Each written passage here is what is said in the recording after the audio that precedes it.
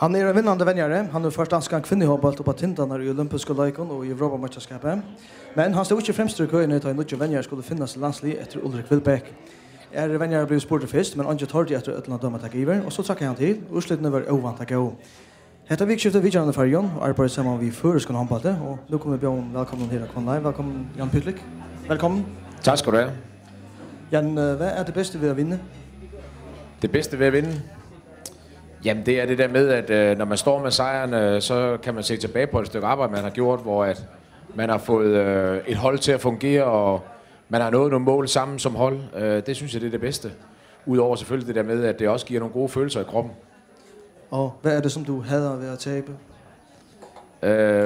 Jamen det er det der med, at når man har tabt en kamp, så føler man, at der altid var nogle ting, man kunne have gjort bedre, og hvorfor skiftede jeg ikke ud på den måde, og hvorfor slog den spiller det ikke til, og så videre. Så der er altid mange spekulationer efter et nederlag. Du har din baggrund på en lille ø syd for Fyn, Tuø, og der bor langt færre mennesker end her i Tórshavn, og så måske færre end i Klaksvík, hvor du har været i dag. Hvordan var din opvækst på Tuø? Jamen jeg synes, jeg har haft en fantastisk opvækst på så en lille ø. Altså jeg rejser rundt i hele verden og beskæftiger mig med rigtig mange mennesker. Under sådan et EM i Danmark, hvor der har været 12.000 i hallen, og alle kender mig i Danmark osv., så er det rart at være et lille sted, hvor man kan være sig selv, og hvor folk accepterer, at man bare er den, man er, og man kan gå i fred, uden at folk hele tiden skal snakke håndbold til en. Det er fantastisk. Rejser du tit tilbage til Tuø? Ja, det gør jeg. Altså jeg bor på Tuø stadigvæk, og jamen, jeg nyder bare, og jeg nyder det der med vandet, og det kan man også se, når man er på Færøerne her, det der med, at vandet, det har sådan en magisk tiltrækningskraft til en, og jeg synes bare, det giver sådan en indre ro, når man er omkring vandet. Du er udlært murer. Hvorfor blev du det? Jo, men min far havde en murforretning, og jeg synes egentlig, det var spændende at arbejde med hænderne.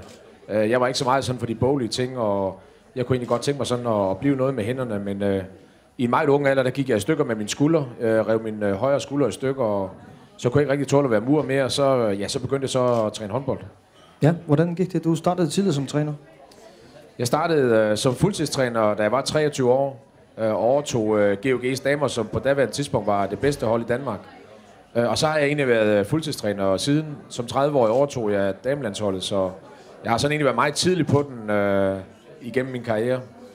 Du har også trænet herrehåndbold.